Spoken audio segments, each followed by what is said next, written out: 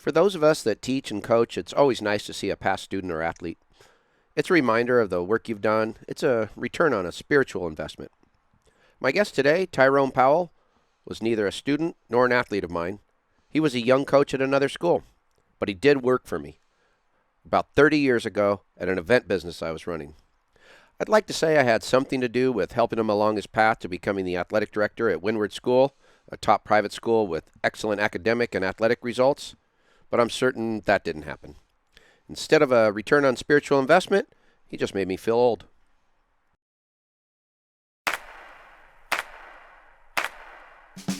I'm a Venice, California-born, Los Angeles-based sports fan, one that has played, coached, announced, and promoted sports my whole life. My love affair with sports started in my own backyard and has led me to this podcast. Thanks to the support of the Amateur Athletic Union in East Bay, I'm excited to bring you Sports Stories with Denny Lennon.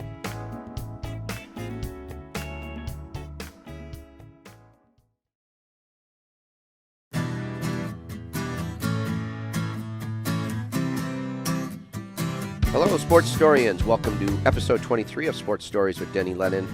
Our guest today is Tyrone Powell, and he'll recall how he made his way to the position of athletic director at Windward School, which is a very high-achieving academic and athletic private school in the Mar Vista section on the west side of Los Angeles.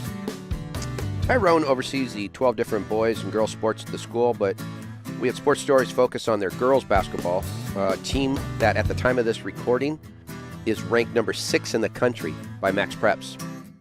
Windward has advanced to the California State South Region Finals, and they'll be playing the number 1 ranked team in the country, La Jolla Country Day School, and that's happening later this week. Now I'd like to welcome the producer of Sports Stories with Denny Lennon, no stranger to girls basketball, the 2-time Western League MVP, and the All-City first-teamer from Venice High School, Go Gondos, Marley Rice. Hi, everyone. Welcome back to another episode.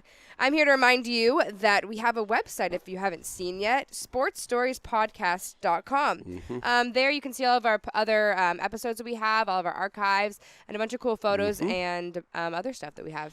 As well as that, we have last Friday, we have had our first Facebook Live. And how fun was that, Denny? It was pretty good. We expected about 10 viewers, but we got a whole lot more. We did. We reached over 1,000, which was actually incredible. It's pretty good for us, especially just launching it. And, of course, that was all driven by our special guest. So we'll have that guest returning as well as a bunch of special guests coming up on that. Yes, don't miss that. Make sure you follow us on all of our social media sites, our Facebook, our Instagram. We're posting a lot of cool stuff. And go like and subscribe and leave us some comments and really help us move forward the show. My Twitter handle is @SportsStoriesDL. like my initials, @SportsStoriesDL. And I'm also blogging as often as possible, so hopefully you'll pick up on that. At the same time we were covering the Sierra Canyon School of Chatsworth and their high-profile boys basketball program over this last month, we started covering the Windward girls basketball team. We followed as they rolled to the Southern Section Open Division Final and then to the state playoffs. The girls program has enjoyed a lot of success over the years, and this year's no different. They have a spectacular 9th grade standout who goes by the name of Juju Watkins. So for those that follow us on YouTube, as we move through the rest of this introduction towards our interview with Tyrone, we'll roll video and images of Juju, an athlete who falls in line with other Windward girl basketball greats. That would be players like WNBA champion Jordan Canada of the Seattle Storm and the current UCLA star Charisma Osborne. Windward was founded by Carl Parsons and Shirley Windward in 1971. That was back when Norman Lear's groundbreaking hit All in the Family was big on TV. Windward presented families with a private education option on the west side of Los Angeles during the time of the Nixon administration, and the school was as much as a hit as was Lear's groundbreaking show.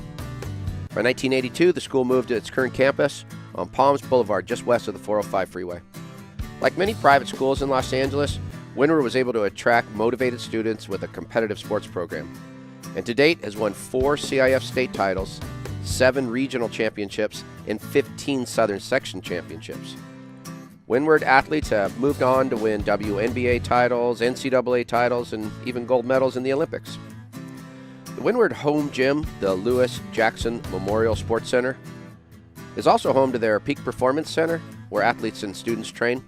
Stairs that lead to the second level in that Peak Performance Center are marked with the blocks of the Pyramid of Success, the seminal work of UCLA's legendary basketball coach John Wooden, who died in 2010 at the age of 99. Considering the success of our guests and the school he directs, and considering how fortunate we are to have access to the Wooden Library, let's hear from Coach now as he talks about how he came up with the Pyramid of Success. I recalled from the hidden recesses of the mind something that I'd seen many years before called a ladder of achievement. Someone had taken the ladder, 5 rungs on the ladder, and they'd named each rung of the ladder some particular trait or characteristic that they felt was necessary to get to the top of the ladder, where we'd all like to get, even though we might disagree at times on what we consider the top of the ladder to be. So I couldn't use that, but it gave me the idea of a pyramid. I started working on this when I was teaching in high school in South Bend, Indiana, in 1934. I completed it when I was teaching at Indiana State University at Terre Haute in 1948, just prior to going to UCLA. But I won't go into, it'll take a long time to go into all the things. Let me just mention 2. The cornerstones for success, in my opinion, to gain that peace of mind, without which I don't think we have much, are industriousness and enthusiasm. You have to work hard and you have to enjoy what you're doing. If you don't really enjoy what you're doing, no matter how you think you're not working as best you're capable of doing. And that's so important. Those are the 2 cornerstones for success. Now that I've dropped the Sierra Canyon boys basketball team, the Windward girls basketball team, Jordan Canada, Charisma Osborne, Carl Parson, Shirley Windward, Norman Lear, number 37, Richard Milhouse Nixon, and number 12 in your program, the Frosh Phenom, Juju Watkins. He's not only the Director of Athletics and Operations at Windward, he's also the Co-Director of Diversity and Inclusivity, so we included him in our lineup of diverse guests. Tyrone, it's time to take the shot. From the 7428 studio in the shadow of LAX, here's my interview with the Athletic Director of Windward School, Tyrone Powell. All right, let's do this. Go. Here we go, Buck. Let's do it, man.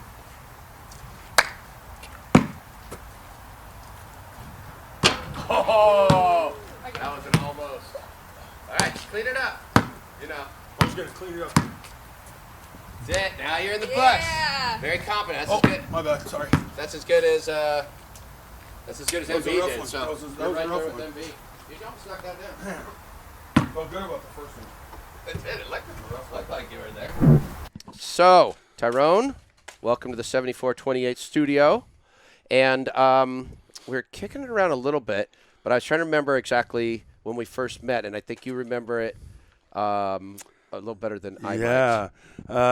Man, early in my St. Martin Tour days, way back CYO style. So, Yeah, so LA Catholic Youth Organization, it's like 200 schools, and it's regionalized to some extent. And, yeah. Yeah. So I was hired as an assistant athletic director way back when. Was working for a guy named Steve Moniz, who was the AD. I go into the first CYO meeting. He can't make it because he was an aspiring firefighter at that point. I go into this meeting. I sit down with you.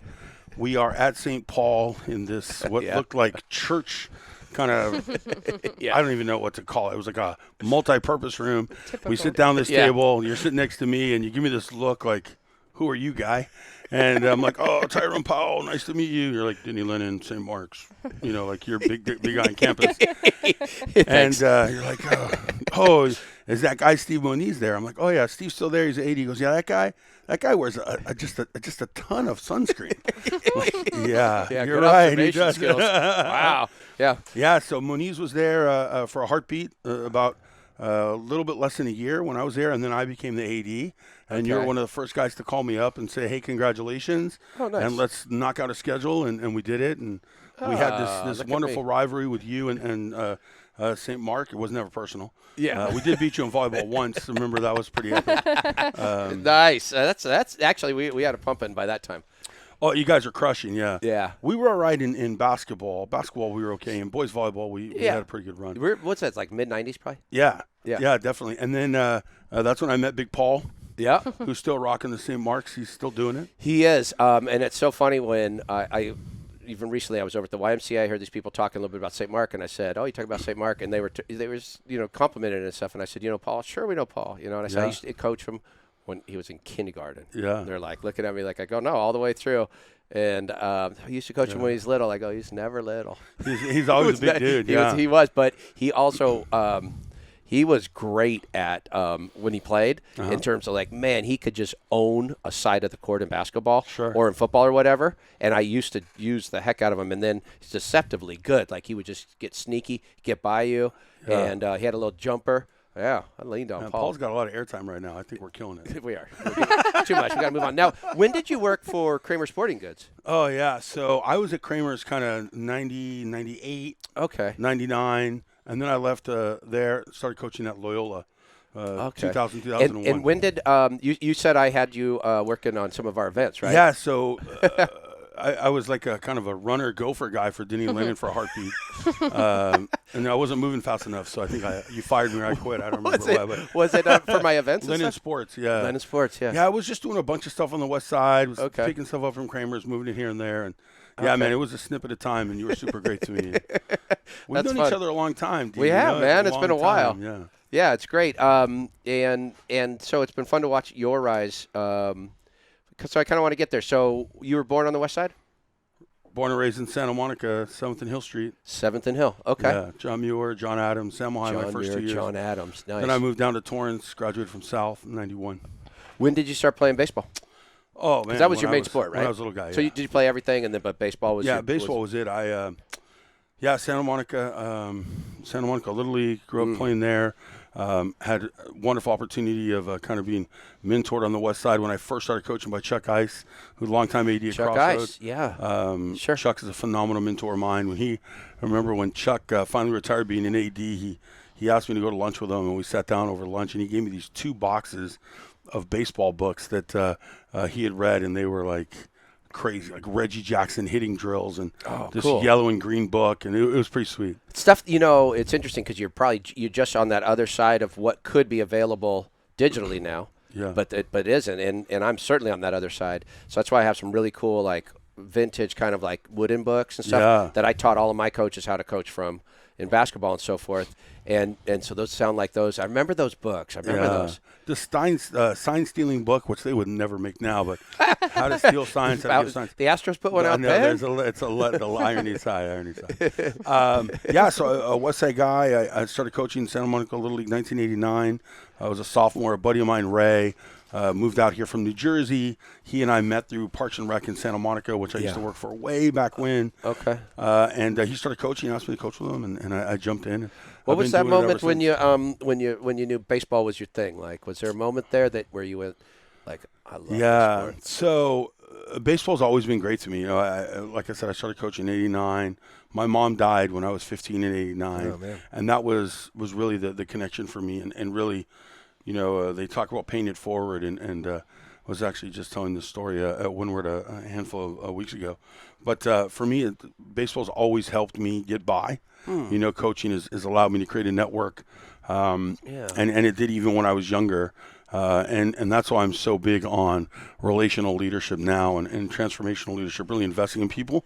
Very similar to you, D, just in giving back to people because athletics have done so much for me. Yeah, absolutely. And really something that we try to do at Windward as well. Oh, but so I think that moment, D, for me was after coaching my first Little League team, and we got our first win in the first game of the season, and I remember going crazy. And the director of the league comes over, he goes, "Hey, man, it's the first game. You got like 25 more to go. You may want to temper it a little bit." But I remember the kids being so excited, so I was excited. And I was hooked. Isn't that some, you say that, and it was my best friend at the time was this guy who died, just driving late at night. And I went to his funeral. And I was 19, but that same day I went and coached St. Mark in a game, and I coached against another friend of mine that was a mutual friend. And I don't know, there was something about the beauty of athletics and how, especially at that youth level, how it can just kind of just be pure and about that moment. That we lost ourselves for a little bit, just for a second there, because it's really difficult to get your mind around death when I was 19, right? Really difficult.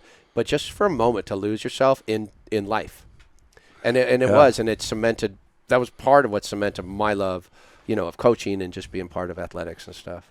Well, Yeah. it's been a good run. You're 40 years in. Had a few. Yeah, who's counting? Nobody's counting.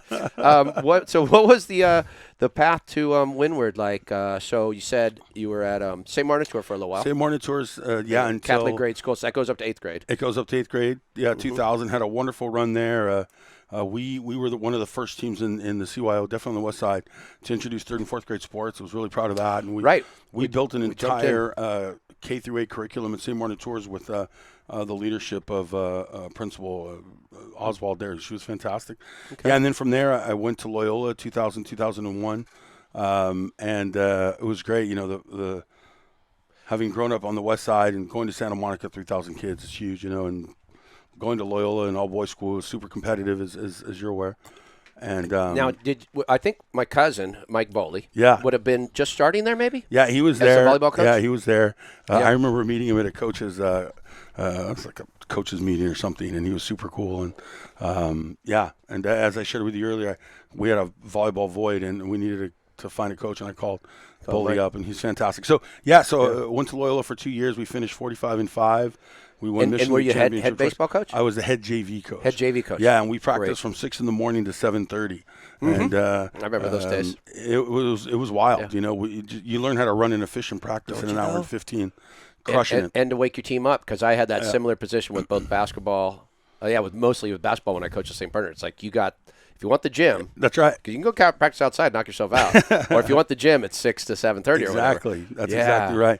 Yeah, so we made the most of it, and then from there, I went over and coached freshman baseball at Santa Monica High School for a year. And one of the kids was not a kid now; he's a grown man, but he just became the pitching coach at Samo High. He was our JV guy last year. Nice. He's at Samo High. It's fantastic. Joe McGrew.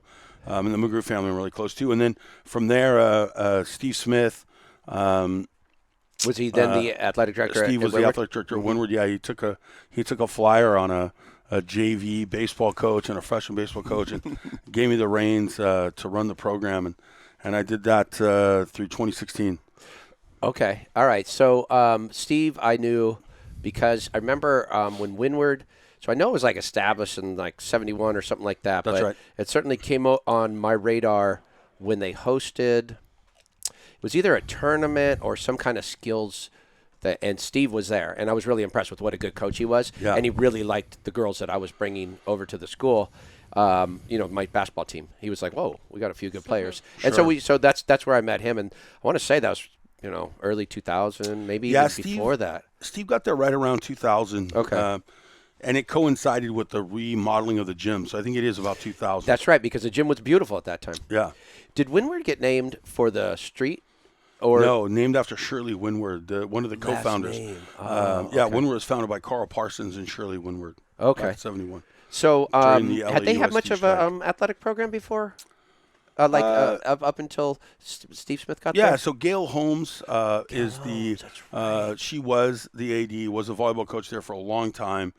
Gail won the first CIF championship at Windward in girls volleyball. I should remember the year, but I don't. All right, cool. Hopefully Gail doesn't watch this. But so Gail was a longtime coach there, a longtime AD. She won a championship there. We had Jenny Johnson, who's now Jenny Johnson Jordan. Sure. She's one of the retired athletes in volleyball. It's fantastic. Her daughter goes to, I'm not going to say the words, but SC.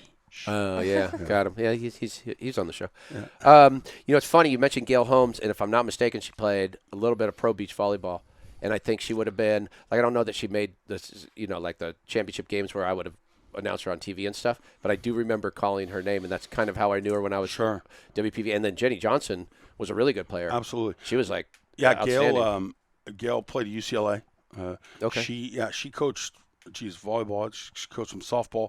When her daughter Hannah went through there, played at Tulane, played beach at Tulane. It's fantastic. So athletics at Windward were there. Then Steve came in and I think what Steve did was he added a level of professionalism, and elevated expectations and standards, really from there. When Steve transitioned out to go back to the WNBA, which was a passion of his, Vanessa Nygaard, who is currently our girls basketball program lead. She's also senior associate AD. The athletic department was transitioned to the two of us, and we since then have really placed an emphasis on parity and equity and elevating. Oh, no doubt about elevating it. girls That- sports. So at current, I think this is probably right school because you have a middle school as well. We do. Yeah, so you have 44 teams. That's a lot. And so it's some 30 to 35 part-time coaches. And I think when people that are outside of high school athletics, they just kind of focus on the team their kid might be on or the team they're following. Sure. And so when they see the athletic director, they don't think much beyond Sure. the Hallmark team. But Sure. you have 44 teams and 35 coaches to worry about. Yeah. Absolutely. It's like it's a business. It definitely is. We are definitely in the customer service business. We are in the relational leadership business. And we are intentional every single day about culture, D. Culture to us matters. It's the most important thing, aside from the safety of our kids, that we can do. Committing to each other to be transparent and communicative and respectful. What was important to Vanessa and I as we stepped in, and then we built a leadership team, rounding out with Frances Jones, who was at the time our cross-country and track coach. She's now settled into leading our track program. Richard Brisker, who is a longtime Windwardian, been coaching at Windward longer than Steve, actually, before Steve was there. Yeah. And Richard fills in a lot of voids for us. And then Ben Thomas, who handles our middle school stuff and is our girls soccer program lead. So that's really the leadership team. And we it's our job to divide and conquer and support all the program leads and coaches that we have. And it's a lot. It's a ton of work, but It is a ton of work. we wouldn't ask for another job. And We love it. that work continues on until 10 and 11 at night because calls come in. Absolutely. And it starts at 7 every morning. You don't know anything about that. So Frances lives on the street. Yeah, she does, right down the road. So Chev's part of the midfield. And also, Denny would not know any much about that because I did most of the work. Yes. So you're right. It's he a does fair not point. know much I about was, that. I was shaking babies and kissing hands. That's it. There you go.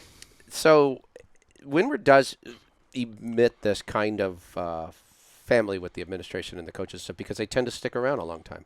And I think, even when I went there when I was far back with St. Mark up through my most current position, I just saw the same faces, and it was Sure. nice. Loyalty is important to us. It's Yeah. really important to our head of school. Tom has been the head for a long time, and he is super supportive of athletics, really believes in a sense of community and wanting to make sure that people feel supported and happy at Windward. Isn't it?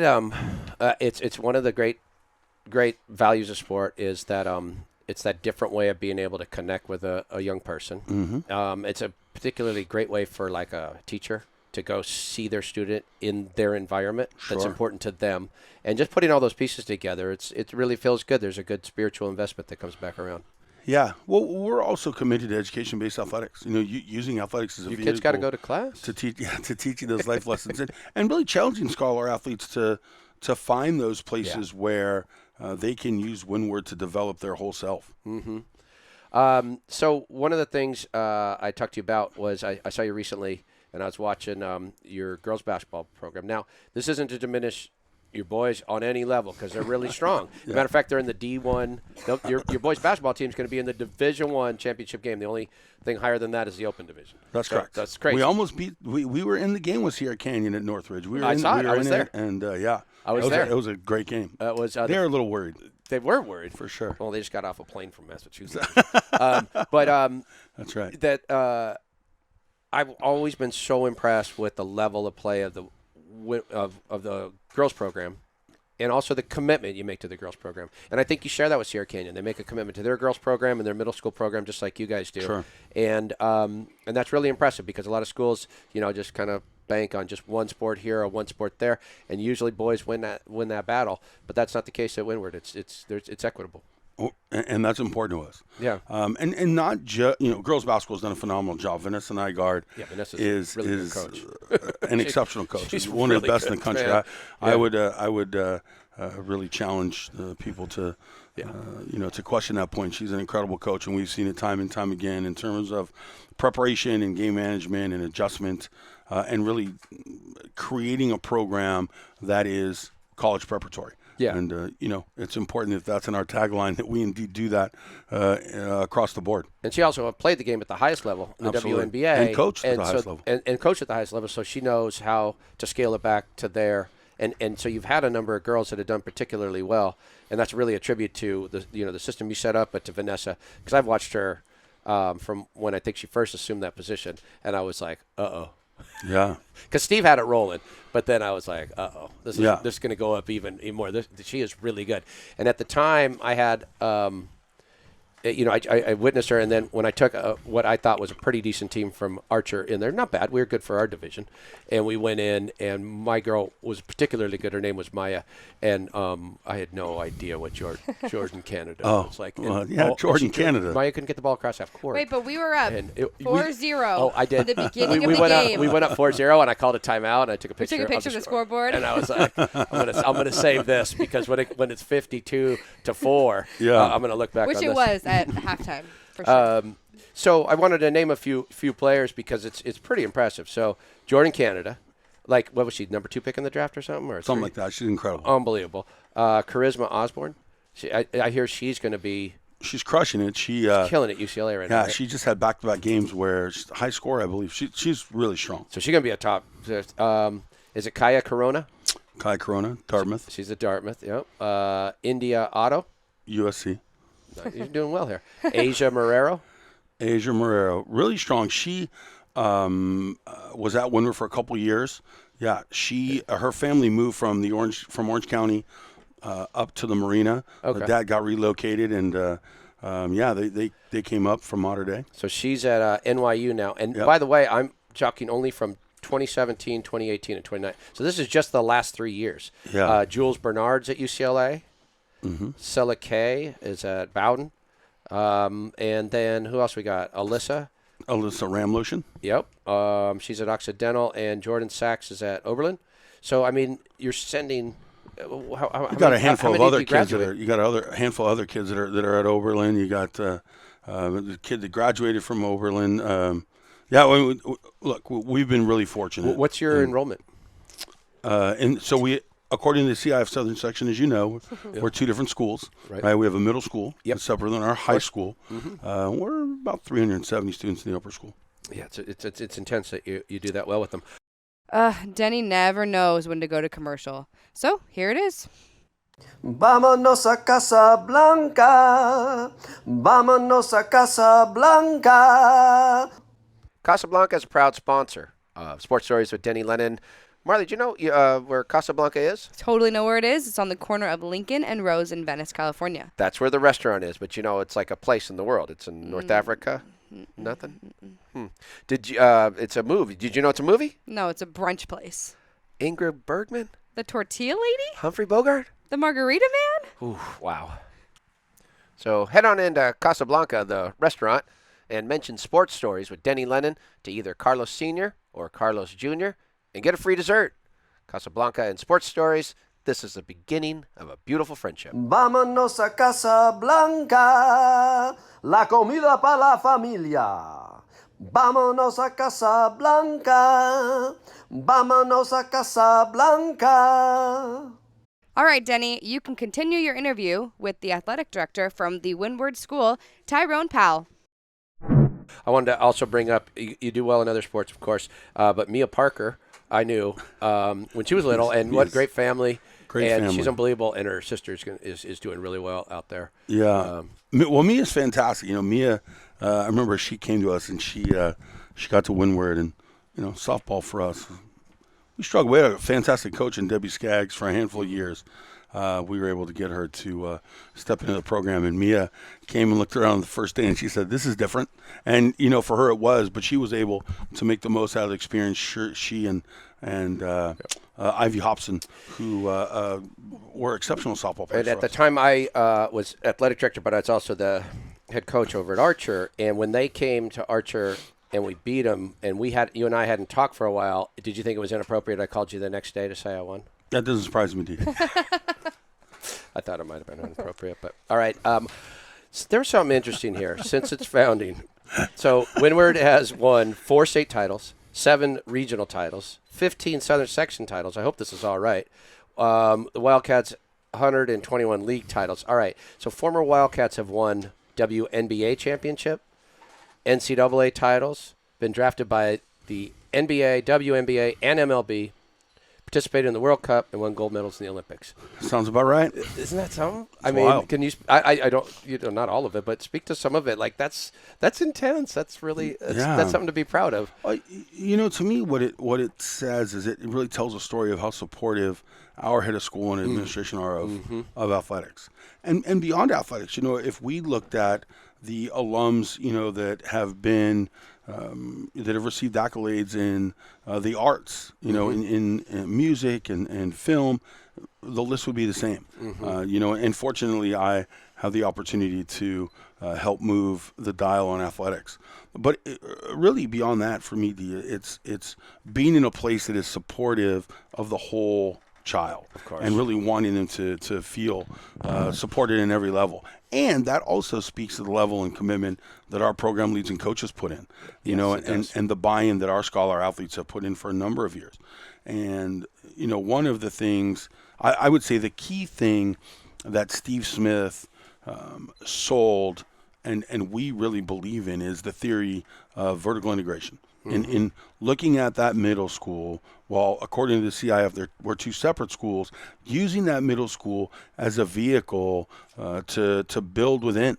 And as someone who's worked in independent schools yourselves, it's there are more spots in the middle school than there are getting students in the upper school. And using that middle school as a vehicle to get students in and attract them, it makes a ton of sense. In the middle school, people don't understand that are outside of it requires a lot more of your attention sometimes because the parental involvement is more passionate. Because for a lot of them, this is their first entry. Absolutely. With their children. If they didn't, I always found that the celebrity or ex-collegiate or pro players, they were fine. They understood what the process was. It's the ones who didn't necessarily play, who now their child is playing on the team, that need every question answered, and every day has to go great.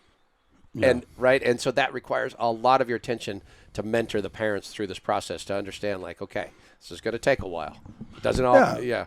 Well, we often find and this is where independent schools, in my opinion, and public schools differ, right? In the independent school, our job is to educate everyone, right? To bring everyone up to the level of the level of information required to be successful, and setting the appropriate boundaries. Where maybe in a public school, I was just talking to one of the coaches at Sam Ohio. They were like, "We're not talking to you, to an adult. Just, we don't need to speak to you. Right. And if you want to speak to me, then you're going to have to do these things." And, for us, we're in the business of having conversations and communicating. And there are some things, of course, that we have our coaches, put boundaries on, like playing time. We're not going into conversations with parents about playing time, or we're not going to speak to parents about other people's kids. But really, the conversation around this is what it means to be successful, it's part of our job to educate. I always felt like I could have had just a hilarious routine if I would have saved some of the comments and emails that I got from some parents. Oh, for sure. Yes, I understand you're not going to discuss anybody else, but Susie sucks. And my daughter's just some of the things that would come back. Yeah. I used to just get a kick out of that. I said, okay, look, let's not talk about anybody else's kid. Okay? That's right. Yeah, we have a couple files that we've held on to. Those conversations, right? Without names, obviously we remove names, and then we've removed some names on a couple resumes where they've applied for the job, and it says like, hey, Tyrone, really interested in working at fill in the blank, but it doesn't say Windward. So it's like, oh, okay, you're out. Yep. But we're going to keep this just for later. I used to get a handwritten one. The same guy, some guy would send it in, handwritten one every year, and then he mail it in. And I was like, wow, this guy doesn't give up. And then 1 year it came in by fax. And this was like 2 years ago. That's awesome. This guy's on it. And he's got his BlackBerry. Tell me a little bit.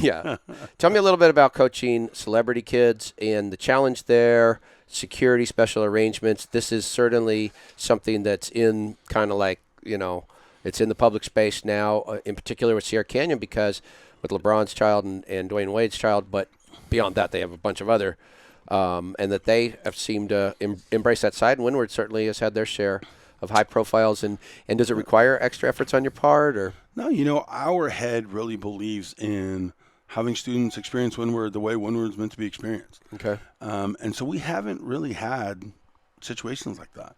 Maybe one-offs or two-offs, but Yeah. nothing to the level that's going on with those cats. Like your boys' game supposed to be at Sierra Canyon, but they're going to sell out what seats, maybe 1,500 or something, and then they sell out this 3,000 seat venue over at Cal State Northridge. And we had more students there than they did. You did. Yeah. And your boys were going nuts. They were having a good time. They were having a blast. Our student section was fired up. They didn't Yeah, have they a were. student section. At No, they Syracuse. didn't. They were actually on a Sierra Canyon ski week. That's what it was. I promised myself I wasn't going to say those. I have some footage of that if you want it That's- from the you're, Windward you're, guys. you're like that school up north. What about now? Tell me a little bit about football. So I found this interesting because I think you guys were one of the more true to yourself schools to properly evaluate football in particular in that league Absolutely. that had Paraclete and Sierra Canyon who were powerhouses, Absolutely. right? And then you guys were really moving in the direction of being an 8-man team and forced to be in the league with them. And so then that presented some difficult times. Yeah. So we had won back-to-back championships in 8-man against Excelsior, 2 incredible football games. And then there was the decision made that we felt like that transition into the Gold 11-man. Coast League to 11-man made sense. And so we jumped into it. And I'm really not sure, I'm really not sure all of the workings there because at that time I was just the baseball coach. But as we went through a couple seasons of 11, it was clear to us as we looked across the sideline and saw 30, 40 kids on Paraclete sideline, 20, 30 kids on Sierra Canyon sideline, we were up against it. Yeah. And so we went to a lengthy evaluation process and then ultimately decided to move back to 8-man. And it's been great for us. It is appropriate level of football competition for Windward. And what, again, to those outside of it, the real currency for you staying in the league is for the top part of the league of any particular sport. They want you in there because it creates another spot that gets to the playoffs. Absolutely. So if you can go from a 5 to a 6-team league, 4 to a 5, that makes a big difference. And I got caught up in that when I took over at Archer. They were in the Gold Coast League for no apparent reason. I didn't get that. I never understood why, with no facilities and no athletic culture, why you would be in that league. And I came up, and one time I realized my basketball team was in there with the number 1 rated team in the country, the defending section champions, the number 1 team ranked in the state, and us. And I was like, in what world does that work? We don't have a gym. Yeah. Right? And so I felt like you guys kind of found yourself in the same football situation. You're like, the levels of play are completely different. Well, the Gold Coast Conference, right, which is what it once was, Alpha, Delphic. Used to have a lot more. And then that disbanded, right around the time that we were making the move. And then it left the Gold Coast League with what it was. We're going to have full schools leave. And so in the Gold Coast League, it's a challenge, for a school like Windward to go up against Paraclete. Yeah, no doubt. And it wasn't an easy decision, and and we're definitely not closed to, transitioning back to 11-man if that makes sense for us. Your this year, your girls basketball team, which we've been at the last couple of games and following, right? Yep. They're a lot of fun to watch. The way they share the ball, the way they get after it on defense, it's beautiful. It's beautiful basketball. I'm particularly impressed with the 9th grader Juju Watkins. Yeah. She can play some ball. She plays all parts of it. Yeah. Right. She handles the ball well, creates her own shot, passes the ball well, and then plays great defense. I'm just curious where you come down. Like, you've seen a number of good players. Do you think what's your thoughts on her? Juju's fantastic. Right. She is athletic. She's tough, mentally tough. She has a level of grit to her, and a level of savvy that really you don't see often from a freshman. She's one of the best freshmen that Windward's seen. It's in a long time. Outstanding. A long time. You made it to the Open Division Championship game. We did, yeah. Vanessa worked her magic. We dropped a game against Sierra Canyon, a close one. They were 2 times. We're really worried about. They were really worried about us. We had them forced forced them up against it, and they pulled it away, and then that for us was a moment for our team to reevaluate, and Vanessa's moved the dial with the girls forward, and we're in a great spot. How are we looking on? We'll be there tomorrow night. That's Tomorrow night, 5:00, Long Beach Pyramid. We'll be there. Awesome. You're feeling good about this matchup with Mater Dei? Have you seen them? Have you seen any of Mater Dei play? I've watched a little bit of film. Mm-hmm. Yeah. I'm an account administrator on Huddle for both, for all of our sports, and so the coaches have me shared on video clips. So I sneak a peek and That's fair. throw my That's 2 fair. cents in, and Vanessa and Colin shoo me away. They go, thanks. Yeah, Thanks. appreciate that. One of the interesting things I found that Windward sometimes, well, at least in this case, they operate like a Catholic school, and they found you're competent at running the athletic department, so they made you the in charge of the operations crew as well. Director of Operations, Director of Athletics, Co-Director of Inclusivity and Diversity. Yeah. Teach a senior long leadership capstone, which is fantastic. Yeah. Yeah, I'm doing it. I was sharing with you the other day when I got to St. Martin's. Way back when I got called in by Oswald, and she said, "Listen, Steve's leaving. Here are the keys. Typing classes tomorrow at 8 a.m. Kindergarten P starts Right. at 9:30. Good luck." The ball sheds up. The ball sheds up the hill. They did the same to me at St. Mark. All right. It's like, yeah, well, Harry is our coach. You can teach PE. Oh, wait, you're our athletic director. We'll coach the girls too. Yeah. And then pretty soon it was like, do you have a tie? And I go, no. Well, if you wore that, you could then teach history, and you could be our. And I was just okay. Yeah. At some point, I have to say stop. Teaching computers and it was wild. So I hope you're ready to take a quiz. Oh man. Well, it's a kind of a quiz, but it's also rapid fire. I'm gonna do my best. Okay, I'm gonna do my best. And we got a few. Who is the best opposing player you think you've ever seen in boys basketball first, since we're in basketball season? The best opposing player that I've seen in boys basketball at Windward. Well, we had this huge thing, this huge Twitter experience game when Jules Bernard was a senior and Sharif was a senior. He had gone to Crossroads at that point. So I'm going to say Sharif. Nice. Who would you identify as one that exemplifies being a teammate on a Windward team? Got an athlete that you said, now that's a good teammate. That's who I want on my team. That's a great question. I would say Jordan Canada and Austin Webster. Nice. All right. I like they get shout outs. Most memorable comeback you can remember coaching baseball? Oh, easy one. We are, in my first year in 2005, we go out to play Oakwood. We go out to this park in the middle of North Hollywood that has no fence. Yes. I know it. And the backstop's like 20 the backstop feet is behind you. 2 miles behind the plate. There's no mound. It was bananas. And we get off the bus, and Oakwood proceeds to get us out 1, 2, 3 in the first. They come up in the bottom of the first, and they score 10 runs. Ooh. And I'm thinking to myself, are you freaking joking me right now? So I take our starter out, put in a kid, Greg Marmero, who was like 6'6", and all he cared about was flat ground. Greg's going to watch this. He call me. So all he cares about is flat ground. It's the most important. Towel drill, coach, towel drill, flat ground. We put him in with no mound. He freaking mows down Oakwood. We roll, come back, and we beat him something like 21-10. Nice. We get on the bus, and I remember telling those guys, for me, it's really about it's a marathon, right? Like wins are secondary and the experience and all that. And I remember saying, if we would have lost that game, you all would have been really, really upset, because I would have been really upset.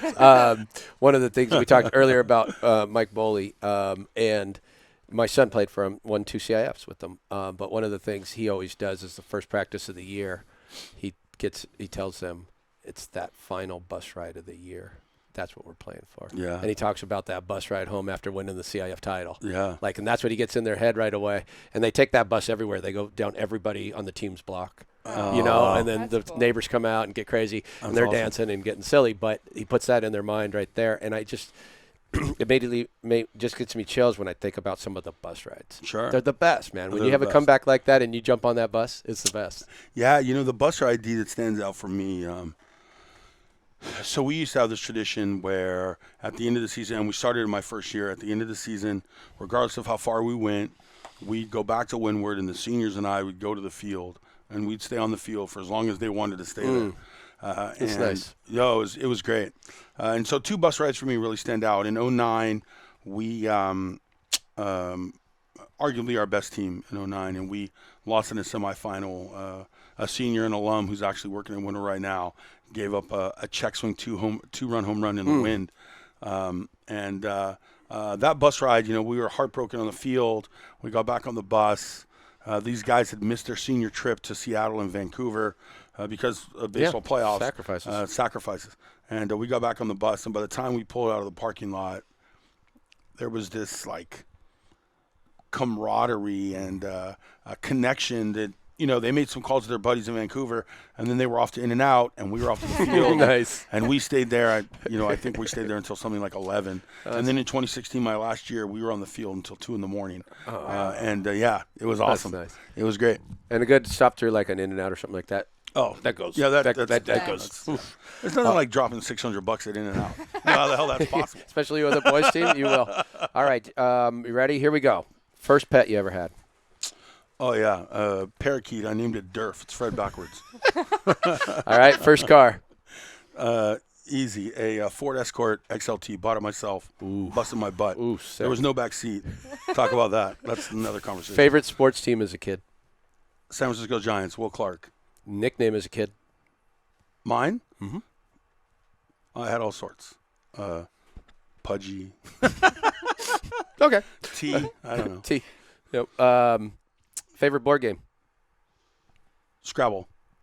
I was hoping you were going to say something. I was hoping you would not say Monopoly because everyone has said Scrabble. Monopoly. I like Scrabble, but I was hoping that you had played Stratomatic as a kid, but I don't know if you ever did. It's the best baseball game ever. I'm familiar with it. Yeah. I say Scrabble because my wife is like a doctorate degree. She's super smart, smarter than me, and I beat her. The very first time I played Scrabble, I beat her, I hold on to that. And she has kicked my rear end ever since, every time. What's your favorite main dish? Oh, man, that's a great question. My mother-in-law makes some knockout lamb chops. And before I married into my Armenian family now, I had never enjoyed lamb. She'll make a lamb chop, and I am all in. Okay. I might have plans. She's making that. I'm canceling. You're in. I'm on my way. Well, how about favorite dessert? That's a good one. Yeah. I would say ice cream. Favorite movie? Stand By Me. Favorite musical group? Zach Brown Band. Favorite author? Grisham. Nice. Favorite pro athlete? Current or? Anytime. Man, it's tough. I'm gonna say Will the Thrill. I love those connections because it means so much to you when you're a kid. Yeah. Isn't it? Oh All man, right. Will the Thrills. Yep. Iconic. Where'd you meet your wife? A house party on Greenwood in Mar Vista. Uh-oh. A pajama jam. We know how it goes at Greenwood. Well, up to no good at Greenwood. What was your first date? First date was we went to the Broadway Bar and Grill in Santa Monica. It's no longer there. Yeah, and I brought her an apple. She had just started student teaching, and I was in. She couldn't say no on my birthday. Nice. Come on. That's pretty solid. What's your favorite word? Favorite word? Grit. Nice. You have a favorite quote? Do what you have to do when you have to do it. Do the best way you can. Do it that way each and every time you have to do it. I like that. All right. Now comes, we are the 1980s connoisseur show of record. All right. So, I mean, and that pretty much does not come Gallagher, from Marley I love it. or Sienna. No. It pretty much comes from me. So, Got it. I'm going to give you a choice to take a quiz on 3 different iconic series. Okay. One would be the Waltons. Nope. Okay. Another would be Magnum P.I., the original one, What's the other one? with the White Shadow. Oh, my goodness. I'm going to go Magnum P.I. Good. Choice. Good choice. And don't let Marley tell you the answers. All right. I cheat sometimes. So don't What let me. so he was a private investigator living in Hawaii, Yes. right? This ran from 80 to 88 on CBS, and it's a #1 ranked show by Sports Stories with Denny Lennon of all time. I say all of this Denny. because Tom Selleck will sit in that chair someday. Love it. Okay. What branch of the military did Magnum serve in? I'm going to go Navy. Very good. You're off and running. Great. Um, She didn't help me. I did what, not help him.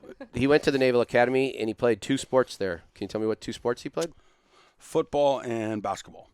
Ooh, you're nailing them. Hopefully. What war did Magnum fight in? Unclear. That seemed like I was trying to give you a clue, and I was not. No. Do you know what war he fought in? No. Vietnam. Okay. Can you name any of his friends that he made in Vietnam that were on the island with him doing his shenanigans? I cannot. Or like TC, Rick. Oh, I remember TC. I didn't know that he Yeah. was a friend. But There was a major domo. should have just said TC. There was a major domo that oversaw Robin Masters' estate. That's where he lived, right? I remember that. You remember who that was? No idea. Higgins.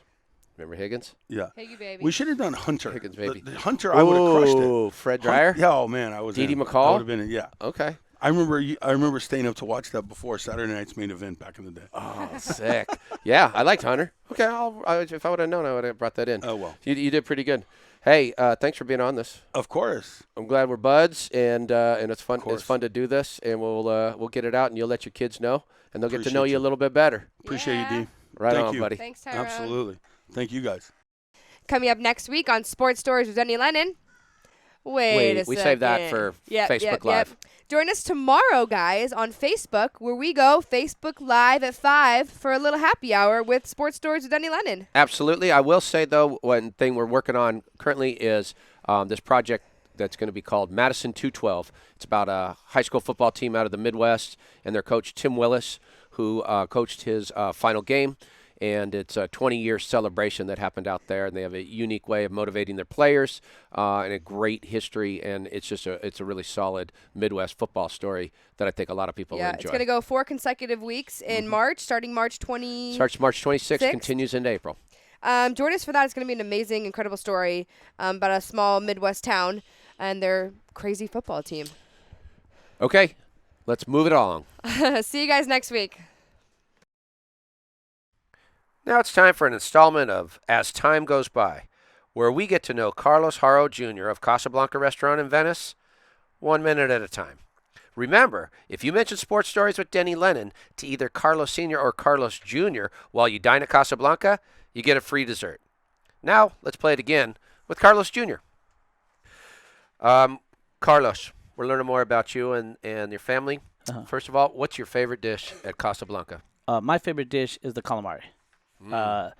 That's the first time I had calamari. Now we do a calamari steak where we kind of pound the calamari. So most people are used to the appetizer one where you see the squids and bro. This one's just a pounded one. I had never, and it took me about when I was a child about 3 or 4 years to figure out it was calamari. I just thought it was like, oh, this is a great thing. And then I actually saw a picture of a calamari. I'm like, is this what I'm eating? I'm like, yeah. And he goes, but that is actually my favorite dish.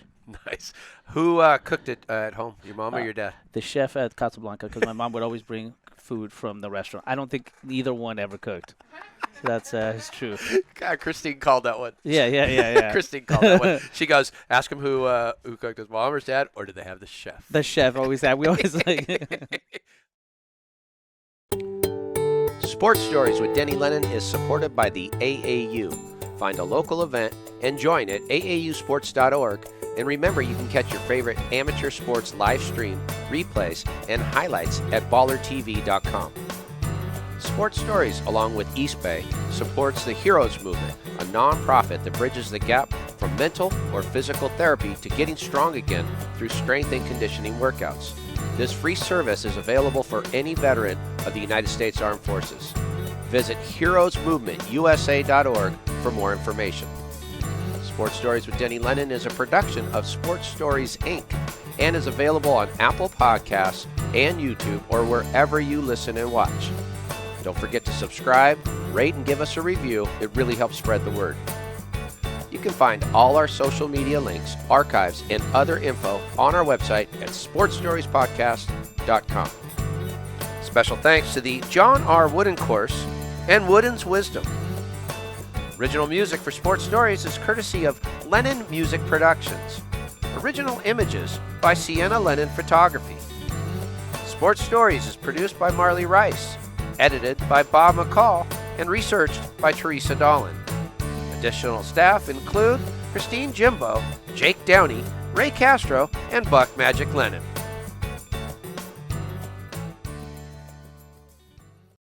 Yep, I don't know why they have me in this getup. but I'm supposed to announce Sports Stories with Denny Lennon. He's my master. Kick it out, Buck. Yeah, that's me. Kick it out, Buck.